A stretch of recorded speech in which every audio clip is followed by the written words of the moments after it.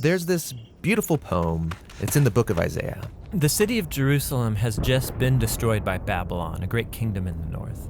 And all of these Jewish people, they've been sent away into exile, but a few remained in the city. And they're left wondering, what just happened? Has our God abandoned us? Right, because Jerusalem was supposed to be the city where God would reign over the world to bring peace and blessing to everyone. Now, Isaiah had been saying that Jerusalem's destruction was a mess of Israel's own making.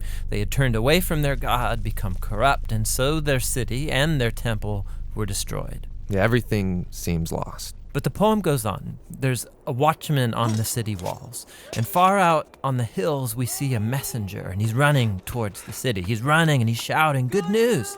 And Isaiah says, "How beautiful on the mountains are the feet of those who bring good news." Beautiful feet? Yes, the feet are beautiful because they're carrying a beautiful message. What's the message? That despite Jerusalem's destruction, Israel's God still reigns as king, and that God himself is going to one day return to this city, take up his throne, and bring peace.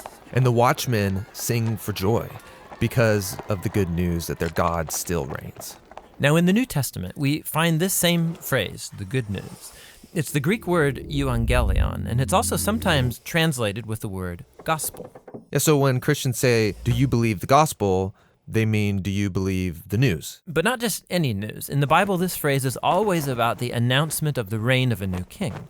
And in the New Testament, the Gospels use this phrase to summarize all of Jesus' teachings. They say that he went about proclaiming the good news of God's kingdom. So Jesus saw himself as the messenger, bringing the news that God reigns. Yes, but the way that he described God's reign, it surprised everybody. I mean, think, a powerful, successful kingdom. It needs to be strong, able to impose its will, able to defeat its enemies.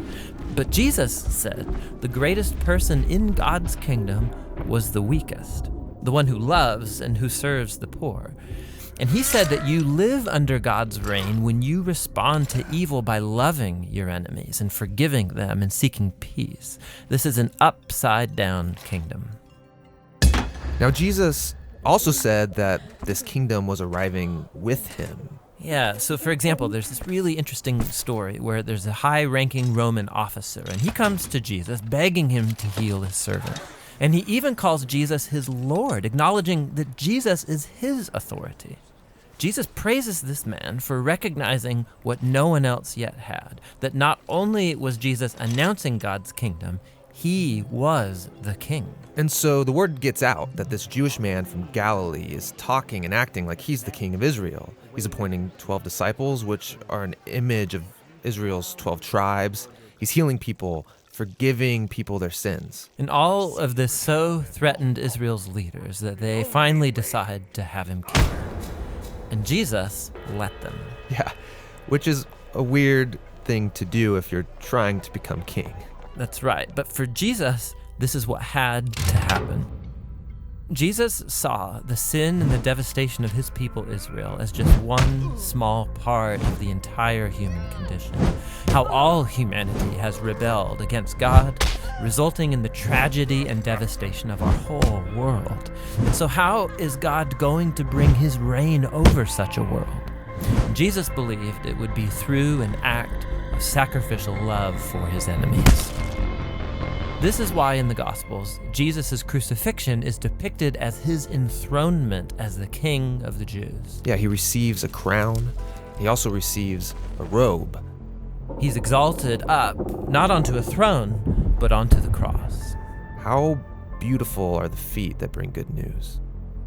And the good news now is that Jesus has defeated death and that he reigns as king, that he's dealt with our sin and corruption himself, and that he's conquered it with his life and with his love. And then Jesus sends his followers to go out and keep announcing this good news of the upside-down kingdom. And to invite everyone to give their allegiance to him, the king who defeated death with his love.